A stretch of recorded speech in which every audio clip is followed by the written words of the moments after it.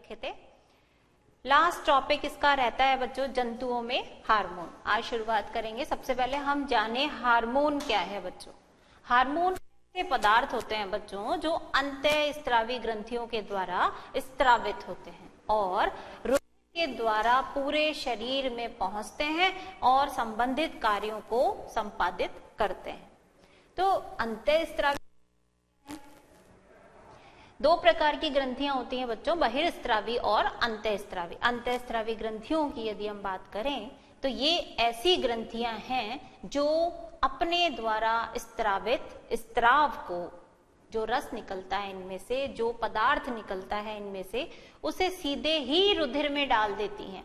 उसे एक स्थान से दूसरे स्थान तक ले जाने के लिए नलिकाएं नहीं होती हैं, इसलिए अंतःस्रावी ग्रंथियों को एक और नाम दिया गया है नलिका विहीन ग्रंथियां। तो इस प्रकार बच्चों अंतःस्रावी ग्रंथियों से जो स्त्राव निकला उसे हम हार्मोन कहते हैं। आप नोट करें। सबसे पहले हार्मोन की परिभाषा, वे रासायनिक पदार्थ हैं जो अंतःस्रावी ग्रंथियों द्वारा स्रावित होते हैं तथा रुधिर द्वारा शरीर के विभिन्न अंगों में पहुंचकर कार्यों को संपादित करते हैं, कार्यों को प्रभावित करते हैं। ये परिभाषा हो गई है बच्चों हार्मोन की। अब हमने इसमें एक शब्द लिया है अंतःस्रावी ग्रंथियां, तो हमें उसे भी जानना अति आवश्यक है। अगला है अंतःस्रावी ग्रंथियां। ये वे ग्रंथियां हैं जो अपना स्त्राव सीधे ही रुधिर में डालती हैं। कोई नलिकाएं नहीं हैं बच्चों स्त्राव को इधर उधर ले जाने के लिए। नलिकाओं के अभाव के कारण इन्हें नलिका विहीन ग्रंथियां भी कहते हैं।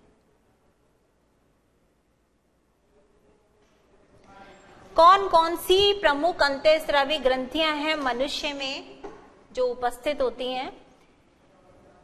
कुल मिलाकर 8 ग्रंथियां हैं बच्चों, ध्यान दीजिए। सबसे पहले पीयूष ग्रंथि, दूसरी अधिवृक्क ग्रंथि। सब ग्रंथियों के बारे में अभी हम थोड़ा थोड़ा डिटेल में पढ़ेंगे बच्चों। तो सबसे पहली ग्रंथि है पीयूष ग्रंथि, जिसे हम मास्टर ग्रंथि भी कहते हैं। दूसरी ग्रंथि हो गई हमारी अधिवृक्क ग्रंथि। तीसरी ग्रंथि है हमारी पीनियल ग्रंथि। चौथी थाइमस। पांचवी है परावटु ग्रंथि। छठी अवटु ग्रंथि, अग्नाशय और जनन। जनन ग्रंथियां नर और मादा में अलग अलग हैं बच्चों।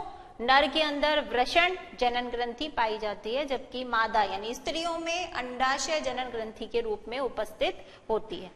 इस प्रकार ये जो सारी अंतःस्रावी ग्रंथियां हैं इनको हम चित्र के माध्यम से इनकी स्थिति को देख सकते हैं। आप ये नोट कर लें, उसके बाद हम एक पीपीटी की सहायता से इन ग्रंथियों की स्थिति जानेंगे।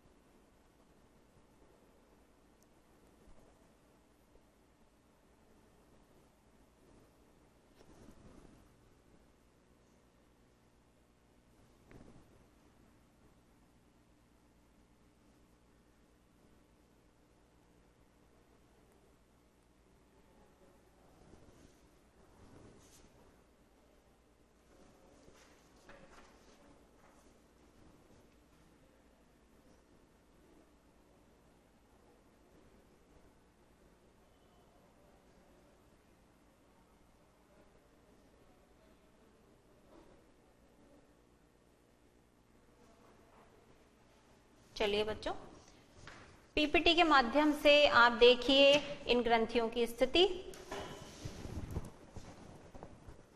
सबसे पहले हम बात करेंगे नर में जो अंतःस्रावी ग्रंथियां उपस्थित होती हैं। बच्चों एक बार बोर्ड परीक्षा में जो प्रश्न आया था वो अलग अलग आया था, यानी केवल नर में पूछी जा सकती है या स्त्रियों में पूछी जा सकती है।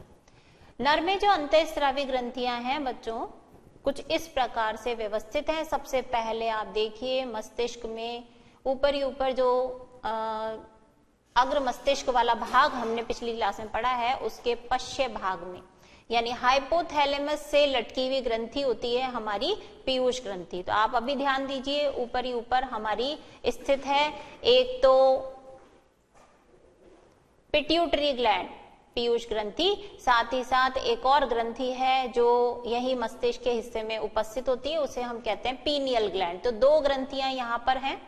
उसके बाद थोड़ा सा नीचे यदि हम आते हैं बच्चों, श्वास नली में स्वर यंत्र के नीचे की तरफ स्थित होती है ये हमारी थायराइड ग्रंथि, जिसे हम अबटू ग्रंथि लिखा है अभी अभी हमने भाग।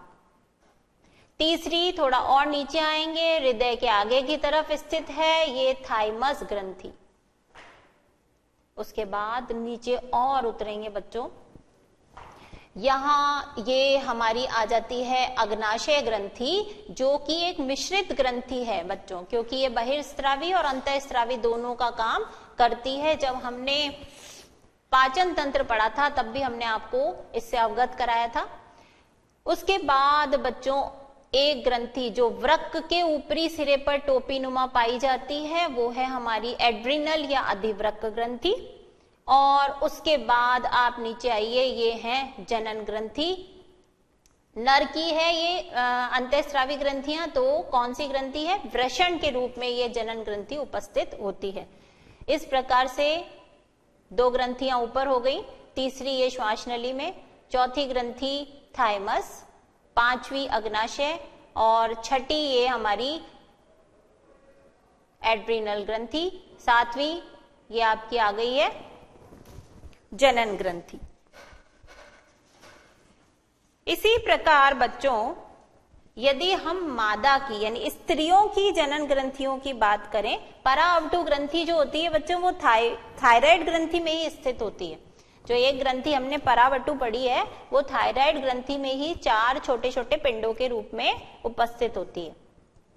ऐसे ही अब मादा की अंतःस्रावी ग्रंथियों का अवलोकन कर सकते हैं।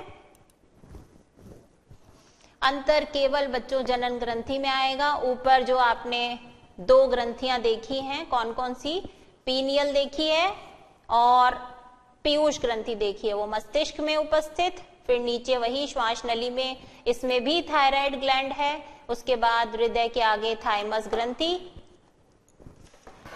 नीचे की तरफ वही अग्नाशय ग्रंथि, अधिवृक्क ग्रंथि और लास्ट में जो जनन ग्रंथि है उसी का अंतर है बच्चों केवल, इसमें वृषण के स्थान पर अंडाशय जनन ग्रंथि के रूप में उपस्थित होता है। तो दोनों में से जिसको भी हमें चित्रित करने के लिए कहा जाता है, एक बार प्रश्न आया है बच्चों कोई सी भी 4 ग्रंथियों को चित्रित कीजिए, तो इस प्रकार जैसा प्रश्न होगा हमारा उत्तर वैसा ही उसी के अनुरूप हो जाएगा। आइए अब प्रत्येक ग्रंथि के बारे में जानकारी हासिल करते हैं।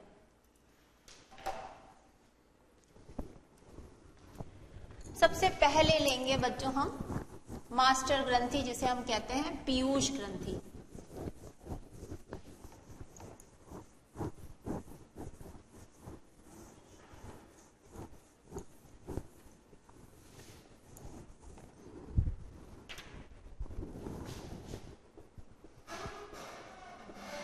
काफी सारी ग्रंथियां हैं इसलिए थोड़ा सा स्पीड रखते हुए नोट करेंगे बच्चों।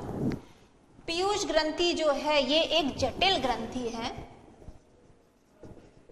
इसे मास्टर ग्रंथि भी कहा जाता है। अब क्यों कहा जाता है? क्योंकि ये वो ग्रंथि है जो अन्य अंतःस्रावी ग्रंथियों पर नियंत्रण का कार्य भी करती है। कई सारे हार्मोन इससे स्रावित होते हैं। इसका आकार जो है वो मटर के दाने के बराबर तथा स्थिति कहाँ है बच्चों? मस्तिष्क के पश्य भाग में हाइपोथैलेमस से लटकी हुई ग्रंथि ये होती है। यदि हार्मोन्स की बात करें तो 13 अलग अलग, सबसे ज्यादा मात्रा में हार्मोन स्रावित करती है ये ग्रंथि। 13 अलग अलग हार्मोन स्रावित करती है, लेकिन यहाँ पर हम एक जो मुख्य हार्मोन है इसका पिट्यूटराइन, उसकी बात करेंगे। स्रावित करने वाला हार्मोन है जो इससे निकलता है, पिट्यूटराइन। कार्य क्या है इस हार्मोन के? सबसे पहली बात यह है मनुष्य की लंबाई।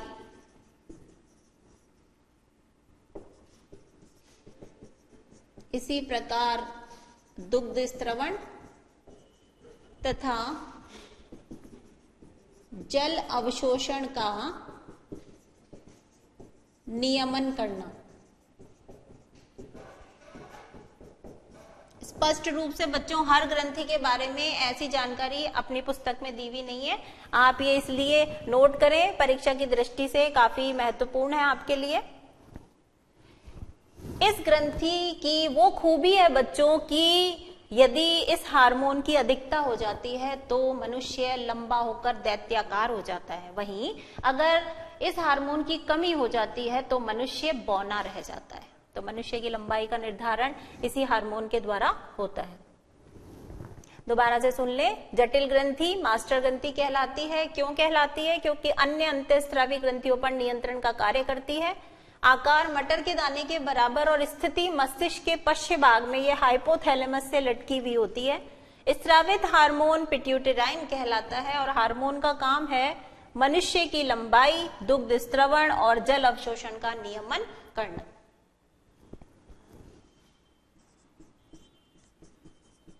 दूसरी ग्रंथि लेंगे हम, एड्रिनल ग्रंथि या जिसे अधिवृक्क ग्रंथि भी कहते हैं। दोनों नाम इसी ग्रंथि के हैं। प्रत्येक वृक्क के ऊपरी सिरे पर पीले भूरे रंग की टोपी नुमा ग्रंथि है। ये वृक्क के ऊपर इसकी स्थिति है। दो भाग बच्चों इसके हैं। बाहरी भाग जो है उसे कॉर्टेक्स तथा केंद्रीय भाग मेड्यूला कहलाता है।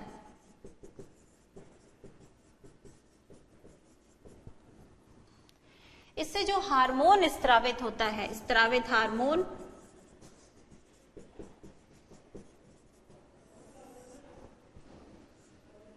एड्रीनलिन इसका नाम है। कार्य क्या है इस हार्मोन का? सबसे पहला कार्य है संकटकालीन परिस्थितियों के लिए तैयार करना और साथ ही साथ बच्चों ये रक्तचाप, दूसरा काम रक्तचाप, हृदय स्पंदन तथा उपापचय दर का नियमन करता है।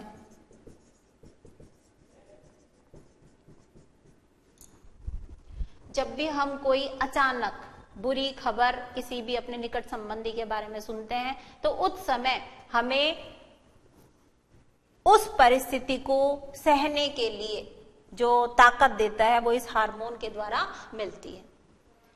तो प्रत्येक वृक्क के ऊपरी सिरे पर पीले भूरे रंग की टोपी नुमा ग्रंथि होती है, कुछ इस प्रकार। जैसे बच्चों ये हमारा वृक्क है, इसके ऊपर ये ग्रंथि कुछ इस प्रकार टोपी नुमा आकृति में स्थित होती है। दो भाग हैं इसके, कॉर्टेक्स और मेड्यूला।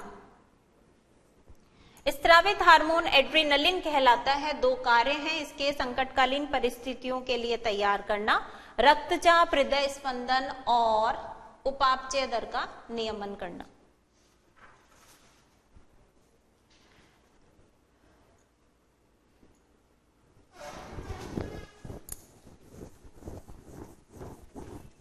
तीसरी ग्रंथि लेंगे बच्चों, पीनियल।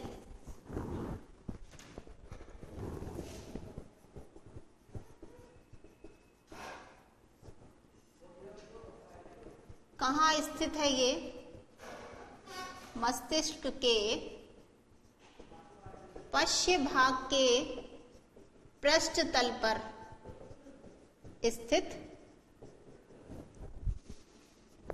इससे जो हार्मोन स्रावित होता है बच्चों, वो मेलेटोनिन कहलाता है।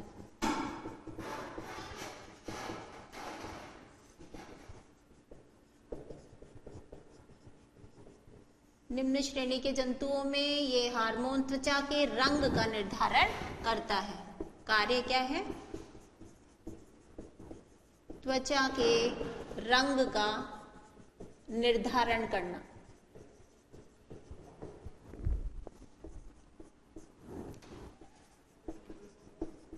अगली ग्रंथि है हमारी थाइमस।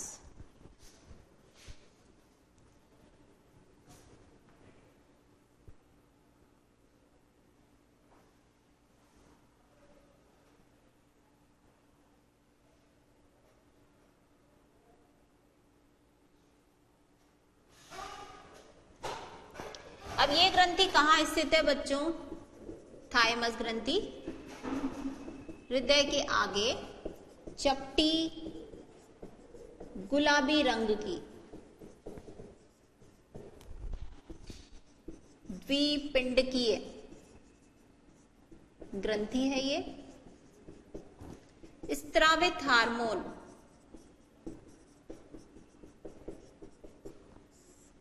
थाइमोसिन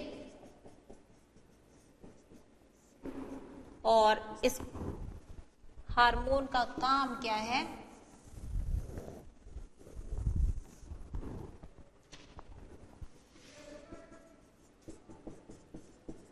एंटीबॉडीज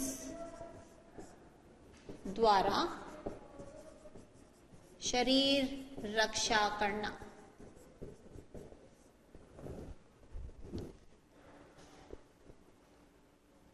इस ग्रंथि की ये विशेषता है बच्चों, थाइमस ग्रंथि जो जन्म के समय उपस्थित होती है, धीरे धीरे जैसे जैसे उम्र बढ़ती है बच्चे की, 8 से 10 साल तक इस ग्रंथि का भी विकास होता है, आकार में बड़ी होती है, लेकिन उसके बाद धीरे धीरे इसका आकार जो है वो घटने लगता है, कम होने लगता है। थाइमोसिन नामक हार्मोन इससे निकलता है और एंटीबॉडी द्वारा ये शरीर में जो भी रोगाणु प्रवेश करते हैं, बाहरी जीवाणु प्रवेश करते हैं, उनसे हमारे शरीर की रक्षा करती है।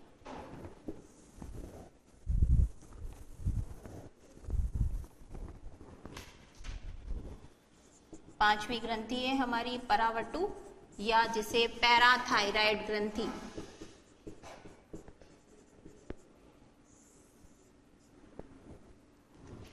ये ग्रंथि भी मटर के दाने के अबटू ग्रंथि में धसी हुई होती है। चित्र में अलग से हमने प्रदर्शित नहीं किया था इस ग्रंथि को, तो मटर के दाने के रूप में 4 संरचनाओं के रूप में बच्चों थायराइड ग्रंथि के अंदर ही ये जो ग्रंथि है धसी हुई होती है। 2 प्रकार के हार्मोन ये स्रावित करती है। स्रावित हार्मोन 2 हार्मोन हैं। एक तो जो हार्मोन है इसका वो है पैराथार्मोन,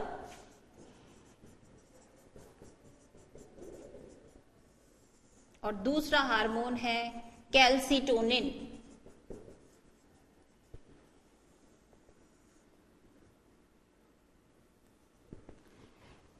पैराथार्मोन का काम है अस्थियों व दांतों का विकास, नियमन करना, और कैल्सिटोनिन का कार्य, इसका कार्य क्या है? अस्थियों के विघटन को कम करना।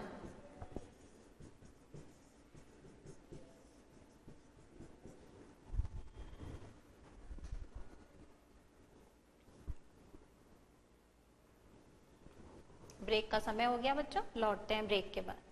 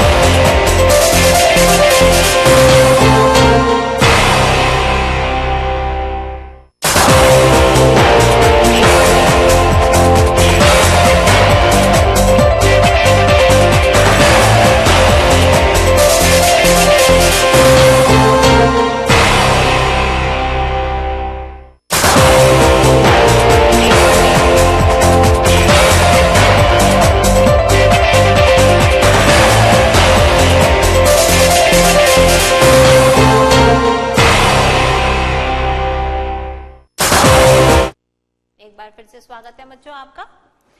आप नोट कर रहे थे परावर्तु या पैराथायराइड ग्रंथि, लिखते रहे जो लोग पीछे रह गए। आगे हम ले रहे हैं अवटु ग्रंथि, जिसमें परावर्तु ग्रंथि धसी रहती है। इसका नाम थायराइड ग्रंथि भी है। ये ग्रंथि बच्चों शरीर की सबसे बड़ी ग्रंथि है। शरीर की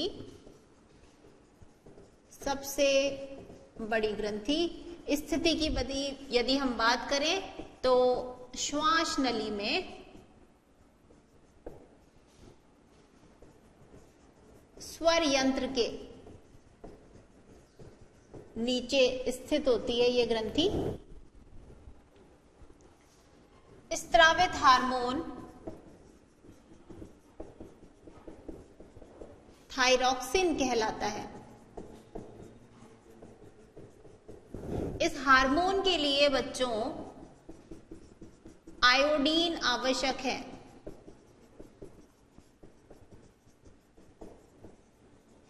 और आयोडीन की कमी से एक रोग हो जाता है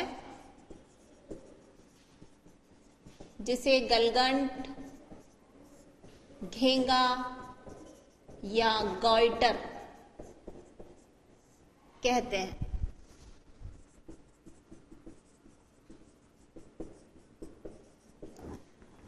एक ही चीज के नाम है गलगंट, घेंगा या गॉइटर। आयोडीन की कमी से यह रोग हो जाता है। इस हार्मोन का काम क्या है बच्चों?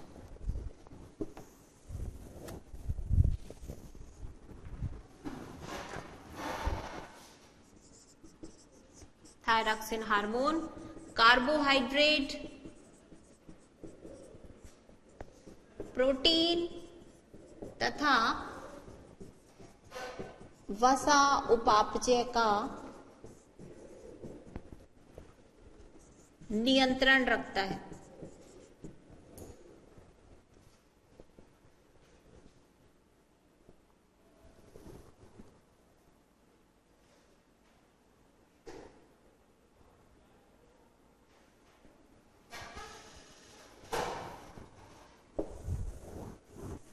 सातवीं ग्रंथि अग्नाशय।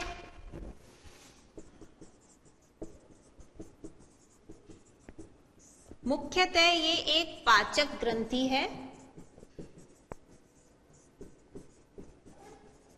लेकिन ये मिश्रित ग्रंथि की तरह से कार्य करती है। क्यों? क्योंकि बच्चों न सिर्फ ये बहिर्स्त्रावी बल्कि अंतरस्त्रावी के रूप में भी कार्य करती है।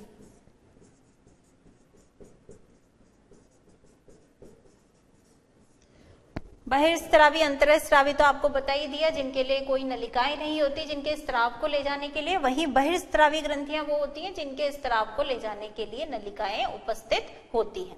तो हमने पाचन तंत्र में जो बच्चों अग्नाशयी रस पढ़ा था वो इसका बहिर्स्त्रावी ग्रंथि द्वारा स्त्राव है। अग्नाशयी रस स्त्रवण, जबकि अंतःस्त्रावी भाग जो है वो इंसुलिन हार्मोन स्त्रावित करता है। इस हार्मोन का काम है रुधिर में शर्करा के स्तर को नियंत्रित करना। रुधिर में शर्करा के स्तर को नियंत्रित करना। इस हार्मोन की कमी से, इंसुलिन हार्मोन की कमी से बच्चों जो रोग हो जाता है उसे मधुमेह कहते हैं। इंसुलिन की कमी से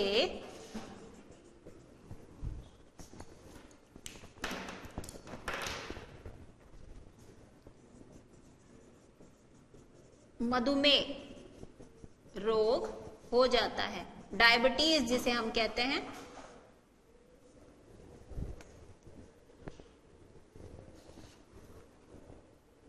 मुख्यतः पाचक ग्रंथि मिश्रित ग्रंथि है क्योंकि बहिर्स्त्रावी और अंतःस्त्रावी दोनों की तरह से यह ग्रंथि कार्य करती है। अग्नाशयी रस का स्त्रावण इसका बहिर्स्त्रावी प्रभाव है, जबकि अंतःस्त्रावी ग्रंथि होने के नाते ये इंसुलिन हार्मोन स्त्रावित करती है जो कि रुधिर में शर्करा के स्तर को नियंत्रित करता है। इस हार्मोन की कमी से व्यक्ति मधुमेह रोग से ग्रसित हो जाता है। अब यह हार्मोन जो है वो समय पर स्त्रावित हो, सही मात्रा में स्त्रावित हो बच्चों, इसके लिए एक क्रिया विधि होती है जिसे हम पुनर्भरण क्रिया विधि कहते हैं। तो इसका नियमन किसके द्वारा होता है? पुनर्भरण क्रिया विधि के द्वारा होता है। ऊपर से थोड़ा सा मिटा दें बच्चों।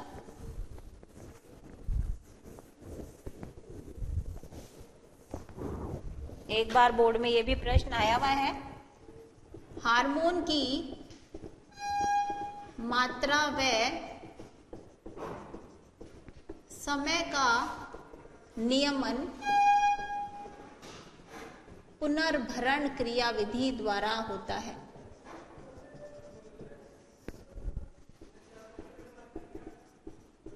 इस क्रिया विधि को समझे बच्चों।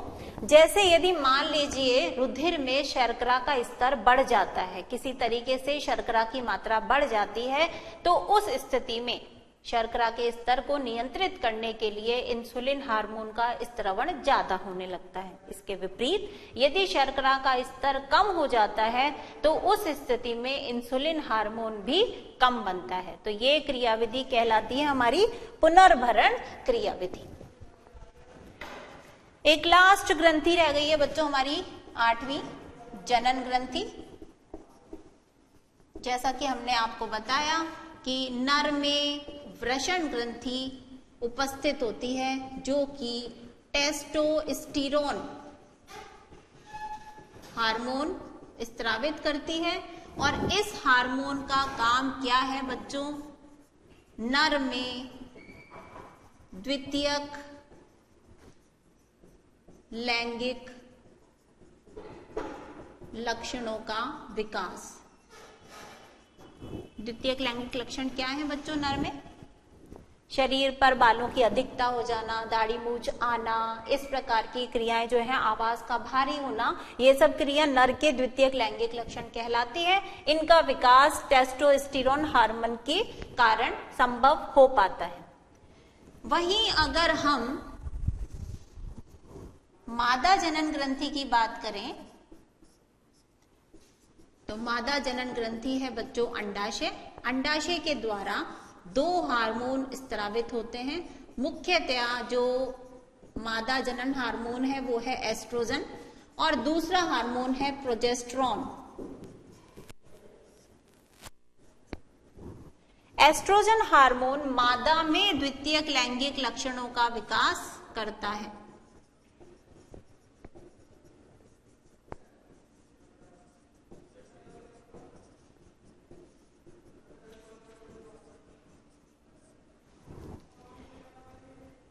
प्रकार प्रोजेस्टेरोन हार्मोन जो है बच्चों गर्भ धारण के समय ये हार्मोन प्रभावी होता है।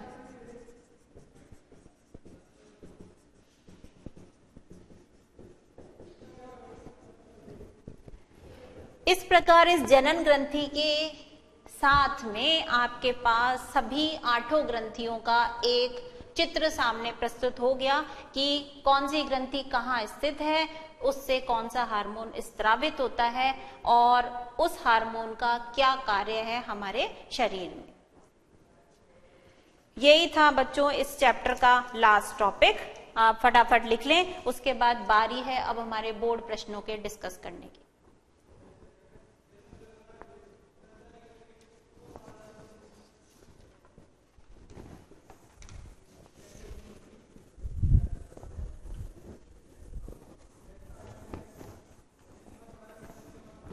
जब तक आप लोग ये लिख रहे हैं यहां से शुरुआत कर देते हैं। बोर्ड परीक्षा के प्रश्न, सबसे पहला प्रश्न 2016 का, अधिवृक्क ग्रंथि से, अधिकतर आंसर हमारे हो चुके हैं बच्चों। अधिवृक्क ग्रंथि से कौन सा हार्मोन स्रावित होता है, उसका नाम लिखना है तथा हार्मोन का कार्य लिखिए। –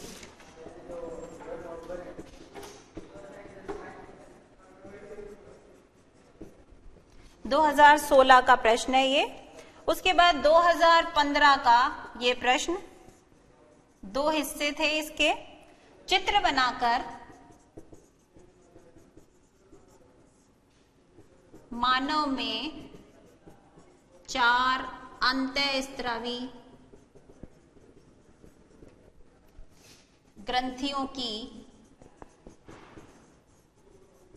स्थिति बताइए। अब इस प्रश्न में बच्चों नर और मादा कुछ भी नहीं पूछा गया है, तो हम कोई भी चित्र बना करके 4 ग्रंथियों की स्थिति दर्शा सकते हैं। वह हिस्सा जो है इसका, उसमें पूछा गया था मानव में इंसुलिन तथा थायरॉक्सिन हार्मोन के कार्य लिखिए। दोनों हार्मोन के कार्य हम आसानी से लिख सकते हैं। बाकी प्रश्न हम ऊपर ले रहे हैं, थोड़ा स्पीड से नोट करें बच्चों। ये लिखने का अभ्यास आपको परीक्षा में सार्थकता दिलाएगा। इसी प्रकार 2015 में एक और प्रश्न आया था बच्चों, जंतुओं में नियंत्रण व समन्वय के लिए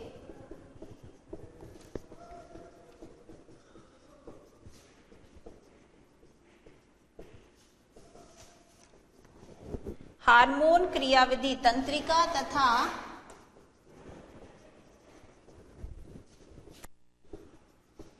हार्मोन क्रियाविधि की तुलना कीजिए। इस प्रश्न का उत्तर बच्चों नहीं हुआ है, हम लोग डिस्कस करेंगे इसका, अभी आप नोट करते जाएं। तीसरे प्रश्न का उत्तर अभी हम लेंगे। चौथा प्रश्न है 2014 का, ये देखिए, नर तथा मादा लिंग हार्मोन के नाम पूछे गए हैं, नाम लिखिए। साथ ही साथ नर मानव की, ध्यान दीजिए किसकी पूछी गई है, नर मानव की अंतःस्रावी ग्रंथि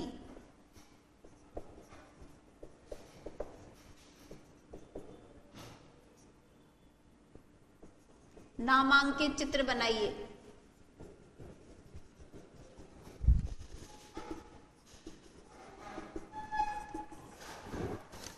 पांचवा प्रश्न 2013 में, इंसुलिन हार्मोन स्रावित करने वाली ग्रंथि का नाम लिखिए।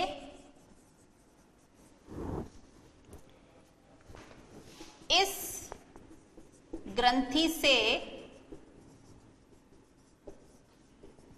इंसुलिन स्त्रवण की मात्रा किस क्रियाविधि, अभी अभी हमने चर्चा की थी, किस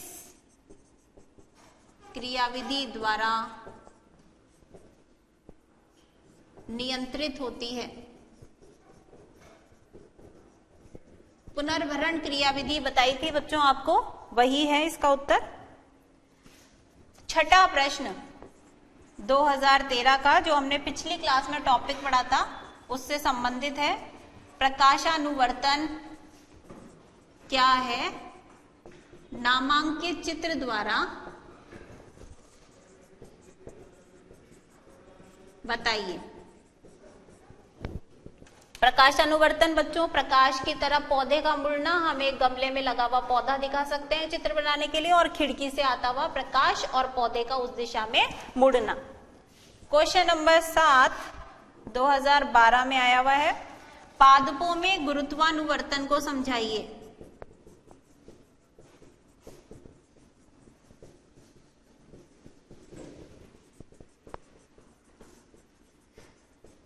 और क्वेश्चन नंबर 8 2012 में ही आया हुआ है। मानव मस्तिष्क का नामांकित चित्र बनाकर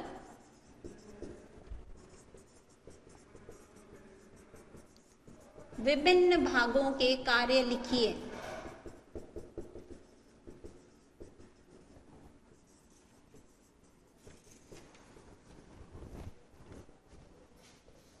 जितनी जल्दी लिख सकते हैं बच्चों लिखिए। ये तो पूरे हो गए आपके बोर्ड प्रश्न। एक प्रश्न हमने तीसरा अभी आपको बताया था, जिसका उत्तर हम पूरे अध्याय को डिस्कस करते समय नहीं कर पाए हैं, तो उसको अभी हम लेंगे।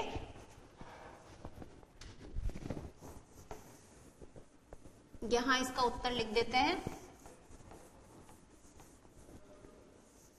जो लोग थोड़ा पीछे रह जाएं बच्चों, आपस में सहयोग कर सकते हैं एक दूसरे का।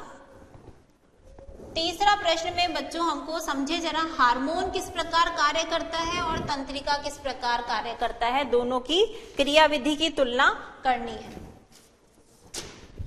यहां हम एक तरफ, ये उत्तर है तीसरे प्रश्न का, यहां हम हार्मोन क्रियाविधि लिख सकते हैं और इधर ले लेंगे हम तंत्रिका क्रियाविधि।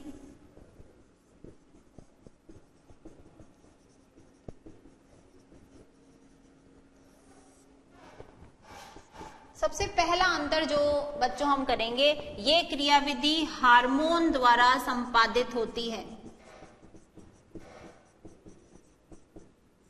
जबकि इसके अंदर जो विद्युत रासायनिक आवेग हैं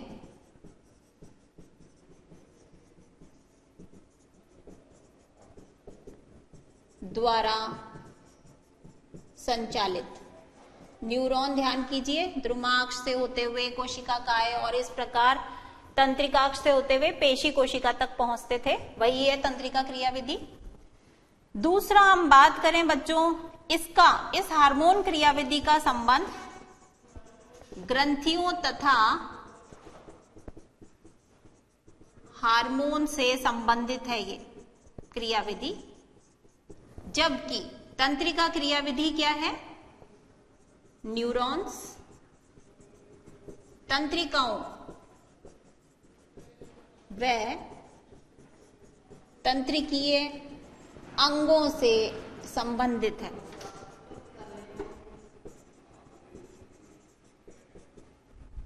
तीसरा अंतर हम लिख सकते हैं, हार्मोन क्रियाविधि में कोई भी संवेदी ग्राही नहीं होते। सूचनाओं को ग्रहण करने के लिए संवेदी ग्राही अनुपस्थित होते हैं, जबकि यहां उपस्थित होते हैं।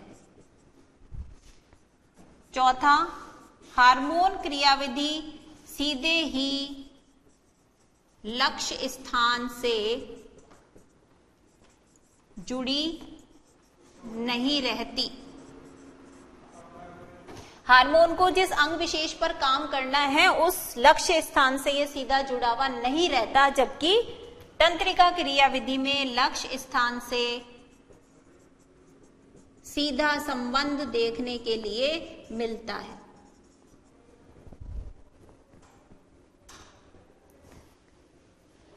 इस प्रकार से बच्चों आप प्रश्न संख्या 3 के उत्तर में ये अंतर इस प्रकार से शो कर सकते हैं। फटाफट लिखिए, फटाफट। अध्याय 7 आपका यहाँ कंप्लीट हो गया है बच्चों। अगली क्लास में जब भी हम मिलेंगे अध्याय 8 शुरू करेंगे, और उससे पहले ये लिख लें जिन बच्चों का पीछे रह गए, 1-2 मिनट का समय है शेष।